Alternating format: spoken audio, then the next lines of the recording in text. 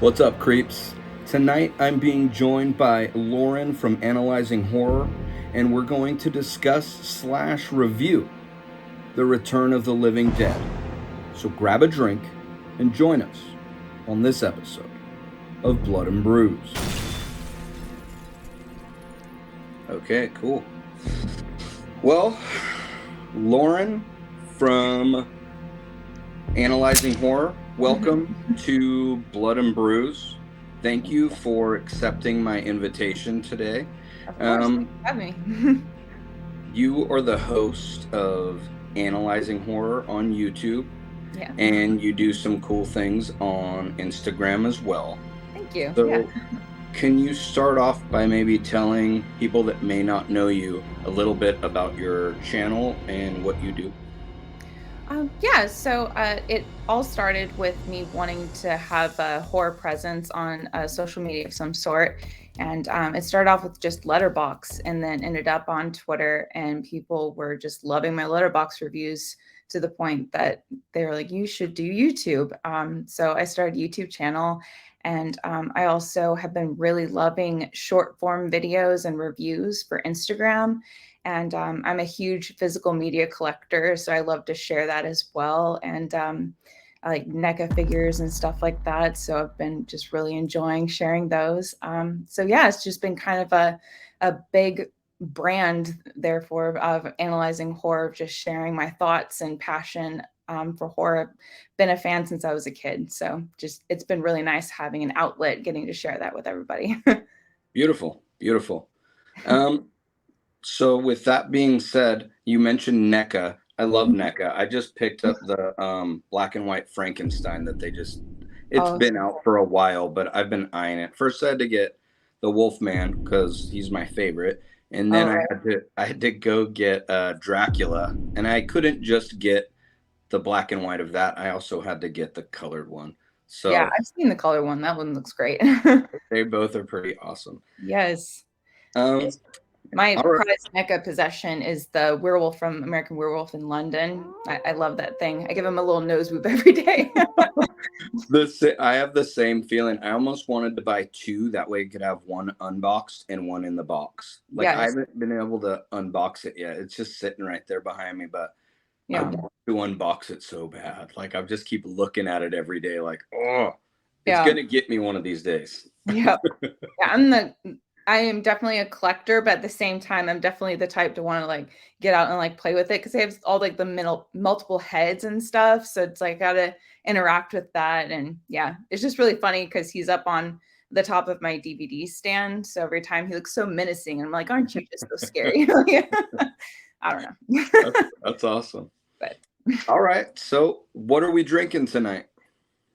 I'm drinking a little bit of whiskey because I don't have beer in the house. So No worries. What kind of whiskey are you drinking? Maker's Mark. Okay. That is pretty strong. That's a little bit stronger than what I'm drinking tonight. Tonight's beer is from Lead Dog Brewing, and it's called Churro Please. Ooh. Got like a cool wizard on there. Nice. Some kind of cool beer can art. It's a stout with cinnamon and natural flavors, coming in at 7.8% alcohol by volume. I usually do hazies on here, so this is a nice change up. Yeah. And I'm just I love a good stout. Right? Yeah. It's pretty tasty. I'm going to go ahead and give that about a 4 because it's smooth and easy to drink. It's not one of those ones that like hit your mouth. Every drink is difficult to get through. So I really like this one. I would definitely drink that again. Well, starting off, we are talking about Return of the Living Dead. We're kind of doing like a little bit review, kind of a talk, just kind of an all over what we felt about the film. It was a horror / sci-fi from 1985, running 1 hour and 31 minutes and rated R, starring, what is it, Clue Gulliger? Maybe you can help me pronounce some of these names if you know them, or if James Karen and Dawn Kalfa. Yeah. I don't know. I'm like, I think I got most of those right for the most part, but Yeah, that looks right from what I'm seeing. okay, cool. It's directed by Dan O'Bannon. So are you more of a new employee at Unita Medical Supply Warehouse, or are you more of a drunk punk rocker throwing a party in a cemetery type? Oh man. I feel like, and I forget her name, but I feel like I would be the girlfriend that is kind of preppy and tagging along, but wanting to go see her boyfriend and then getting stuck hanging out with him as he's turning. So I feel like I would be her character. They're like, I'm friends with you guys, but also like, oh, but I want to go see. Yeah. A bit of both, actually. Okay, okay. I love the like new employee vibe though, especially at the beginning of the movie. I really enjoyed that. So you could definitely put me in as like a new hire kind of person too. I feel like I'd be the same, like a new employee somewhere Right. and being shown around somewhere. I could see me fitting more into that side Yeah. than the other. You just see Um, it as a paycheck and then all of a sudden something happens and then she's like, I did not prepare for this. right, this is not what I signed up for. Right? Paycheck Um, does not pay enough. exactly. What is your most memorable scene of this film? I mean, there's so many You know, weird, memorable scenes to choose from, right? I mean, the cemetery dance, the tar man, the zombie being cut into pieces. Uh, I don't know, just me as a child, like I remember watching this film and there was only one like scene that really stuck out in my head as a kid, right? And this is the one thing. So I'm curious, what's yours? oh man, like you said, there's so many to choose from, and I feel like I could just basically pick the entire movie because there's so many great moments. But I really love Tarman, so I think like his big like reveal is my favorite.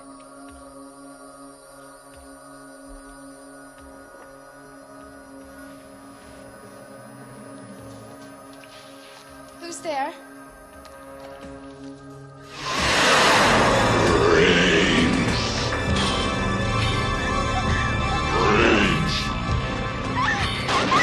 Brains and then more brains, like, and I just love the way he moves. So I'm very big on like 80s practical effects, and especially when an actor is like moving a certain way to feel otherworldly and stuff. So I feel like Tarman, like anytime he's on screen, is my favorite, but his big reveal I think is my favorite scene. No, 80s practical effects, I'm 100% on like the same. It's just Yes. like, what is it that we can't make that still happen these days, right? I mean, we're going with CGI. So, um, I think mine, unfortunately, because I feel like it's just that scene, is going to be the woman dancing in the cemetery. It's That's just my like second favorite.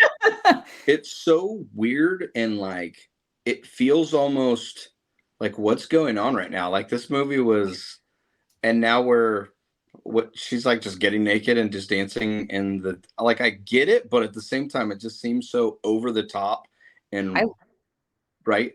Yeah, yeah. I also really like the buildup of it too, right? Where like she's talking, and it's very foreboding, right? Where she talks about like her favorite, like the way that most terrifies her. And so she's talking about the scariest way that she You would ever die. fantasize about being killed? Never. Do you ever wonder about all the different ways of dying? Violently? And wonder, like, what would be the most horrible way to die? Try not to think about dying too much. Well, for me, the worst way would be for a bunch of old men to get around me and start biting and eating me And alive. so when she's like ripping her clothes off, but then again, it's foreboding where something happens and it's not so fun then. So yeah, I just really like the kind of roundaboutness of that scene, but then also the strangeness of it. And yeah, but Yes. yeah, it's a very strange scene. I enjoy it. So, is this a comedy, a horror, or an inappropriate zombie flick? Because it does get pretty ridiculous at times. Yeah. Um, I'm very loose with the subgenres, so I could say all three. I put it kind of with Shaun of the Dead a bit as like a comedy horror.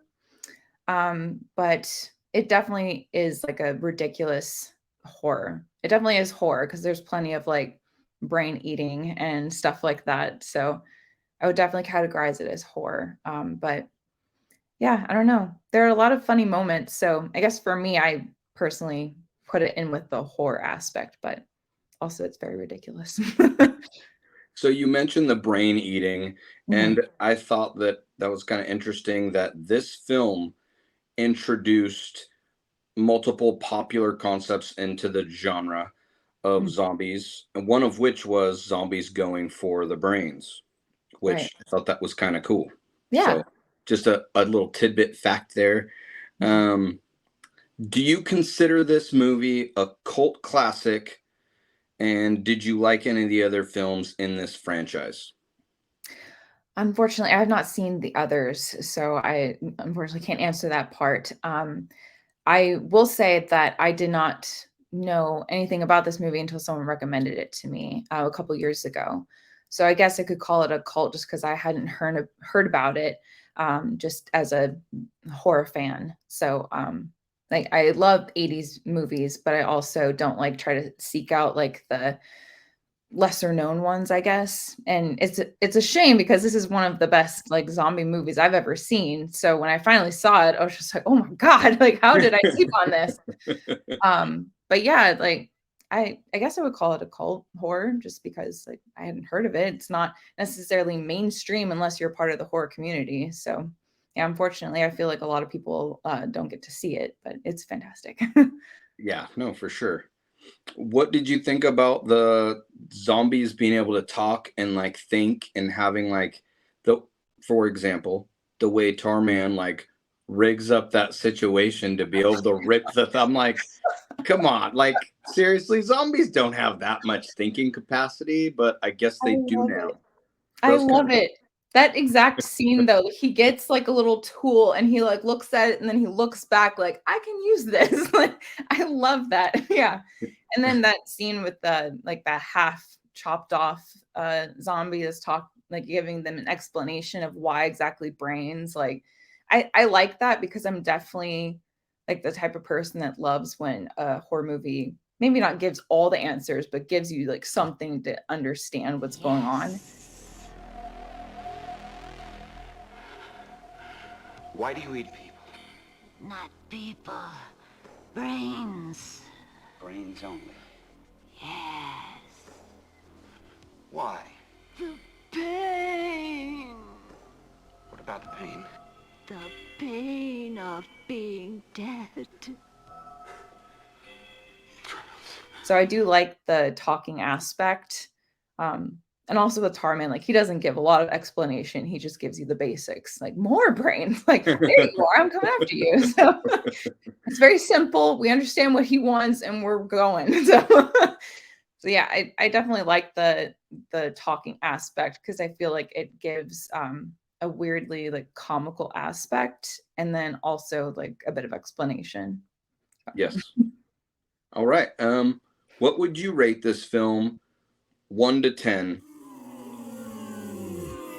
Oh man. I think on Letterboxd I rated it at least like 4.5 or 5 stars. So like 9 out of 10 probably. At least probably just 10 because I enjoy it so much. And again, I'm such a big 80s person, 80s practical effects, like the entertainment value. Like there's not one moment that I feel bored. Like all of the characters are likable and enjoyable on screen, like every single one. Like even I think his name's Ernie, the friend that was the mortician. Like I loved him so much. He was so animated. Everyone's so animated. So yeah, I think 10 out of 10, honestly. They all stand out in their own way. Like they all have a lot of character for sure. Yes. Um, I honestly went a little lower. I went about a 6, and I want to say I gave it a 6 based off just the fact that it's like a fun, like crazy, unpredictable, all over the place, like random movie, and it's like a comedy horror. And when I go for horror, I want to be a little bit unnerved or uncomfortable, maybe a little bit scared, even though that doesn't happen very often. That's kind of what I go for looking for horror movies. So I gave it a 6. Got it. Yeah. All right. Speaking about So, ridiculousness, how about that ending? oh, right. That's, I mean, I was trying to think of like how to ask, like what would you even talk about the ending is so like, it was cool. I liked it because, it was The just first neat. time I saw it, I was just I had to like rewind. I was like, what just happened? Like, I was Yeah. not prepared. All right. So on the gore scale, now, I don't know if you've seen this before, but we're rating basically how gory this film is from dry all the Mm. way up to slaughterhouse. Now, I have one of these chosen for me, but I'm kind of curious what you would choose. Um, I It's suppose I would just go bloody, just under savage. Yeah. bloody. All Yeah. right. I would also choose bloody. I didn't feel like it was anything over the top or Mhm. crazy, but it was enough to just get your point across. Yeah. And again, I bring up the practical effects. There's this one particular scene where the camera hits a guy who had his brains eaten. There's like a effect where brains are like pulling out of his head. Like that's why I love the movie so much. But yeah, like just bloody. Seen worse. Okay, so my next question was actually about the practical effects, and now I feel like I kind of already know the answer, but I'm going to ask anyways. Do the practical effects in this film get a thumbs up or a thumbs down? Definitely thumbs up. Yeah. I'm always impressed whenever I keep bringing up 80s. I know that 90s delves into that before they got into CGI a bunch, but I very much love practical effects whenever you can make it look realistic when it's not CGI. I find it incredibly impressive. So, yeah. I think of the scene where I think his name's Suicide and he gets his head bitten into, like that particular scene. I always go, whoa, like I just think it's so cool. Yeah. Okay. So another little fact, some zombie extras were paid extra to actually eat real cow brain in the movie. I did not know Did, that. Wow. you did not know that? Yeah. No. And I guess the director even ate some to let them know like he wouldn't ask anybody to do anything that he wouldn't do himself. So I thought that was kind of cool, kind of gross, but Yeah. part of the practical effects side of things. Yeah. So where does this film place in your top 10 zombie flicks of like all time? Hmm. I know, right? There's a lot of good ones out I there. know. So it's like really And it's all different types, right? Like my first thoughts were like 28 Days Later, and then of course I brought up Shaun of the Dead and all different kinds. So, oh man, 28 Days Later always stands out to me. That's like one of yes, my favorites because yes, it is a scary movie. Like it it takes is itself scary, seriously. right? Yeah, And Train to Busan is another good one that was kind of more recent that yeah, was like, wow. one of the And best. so yeah. Yeah, it's hard. And yeah, and like I love to like use subgenres to kind of like decipher like what's what in a bit. So kind of whenever I think of zombie movies, I think of like so horror comedy, like Shaun of the Dead, like this movie kind of thing. And then like you said, there's the 28 Days Later and Train to Busan ones that take themselves scary or seriously and are genuinely scary. So it's hard. I don't know. I feel like it would be middle of the road. I find it entertaining, whereas like those 20 Days Later and Train to Busan, I feel like those are very good, but also they need to be like you need to be the certain frame of mind to watch it. Whereas um, this movie, I feel like you could throw on and like have a laugh, and it would be a bit of an easier watch. This movie for me, that's same. It feels like you need to have a couple friends over, have Yeah. snacks all over the table and like hang out, and you're just kind of you're watching it, kind of not just having fun, talking about it, making a laugh about it. Yep. But some of those other movies, you want all the lights off, you want to be alone, and you want to be able to focus on what's happening, and you want to get that creepy factor going. So Yeah. Every single scene, completely, every single moment. Yeah, exactly. exactly. Yeah. So, what other movie would you pair with this film for the perfect double feature? So that's tough. So I keep bringing up Shaun of the Dead, but I feel like I've beaten that horse already. Oh goodness.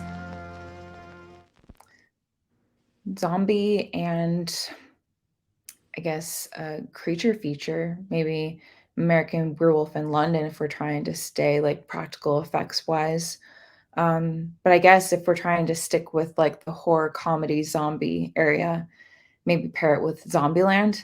I feel like the kind of like lightheartedness pairs well with that one.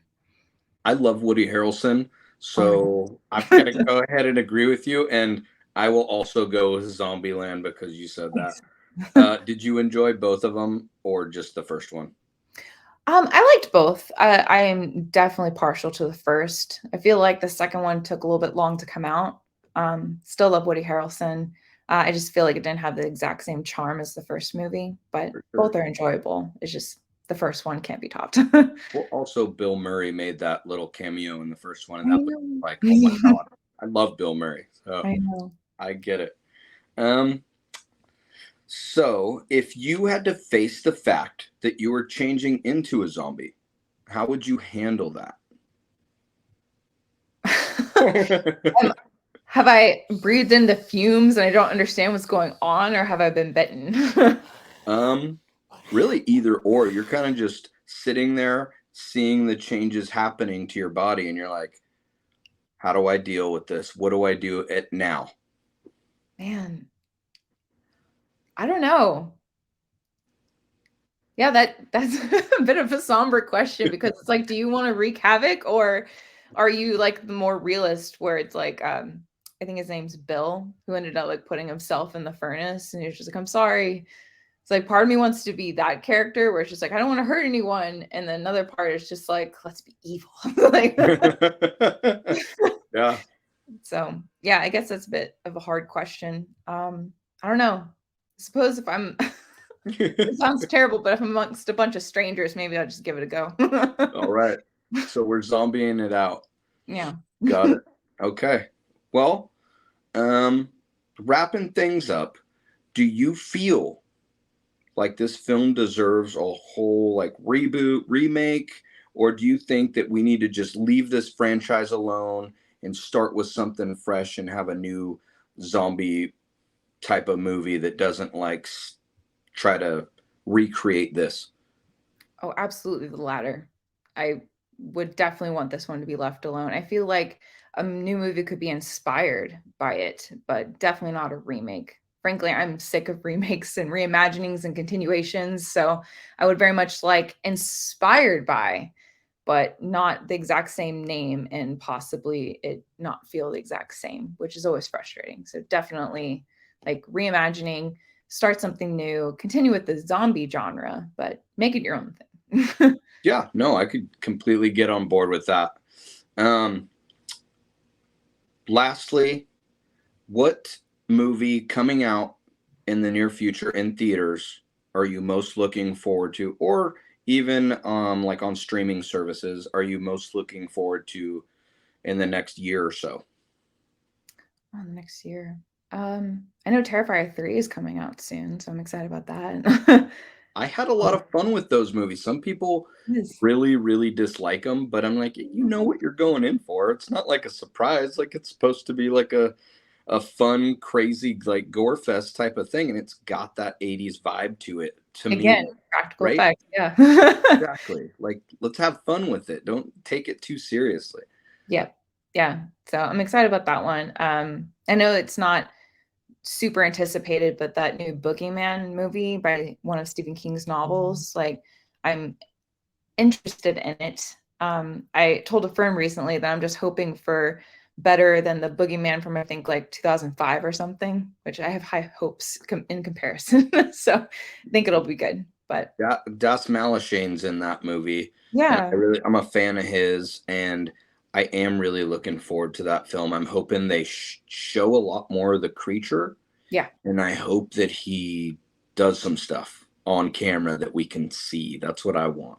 yeah. And I like that the trailer hasn't shown anything really, so it gives it that wow factor if that happens when it's in the movie. Exactly. I think mine's gonna be The Last Voyage of the Demeter. It's the part of a Dracula book, I guess, when Dracula's on the ship coming over. Oh, that's So cool. I'm kind of looking forward to that, and I'm hoping that the same, like they show more of the creature and the attacks, and I'm just fingers crossed for that one. Yeah. All right. Well, I've had a really good time. I appreciate you taking time out of your day to join me on this episode. Of course. I'm going to link your information down below. This has been Lauren with Analyzing Horror. Thanks again. Thank you everyone out there for watching, and have a good night, everyone. Any last words from you? No, just thanks for watching and thanks so much for having me on. For sure. No worries. Have a very good night.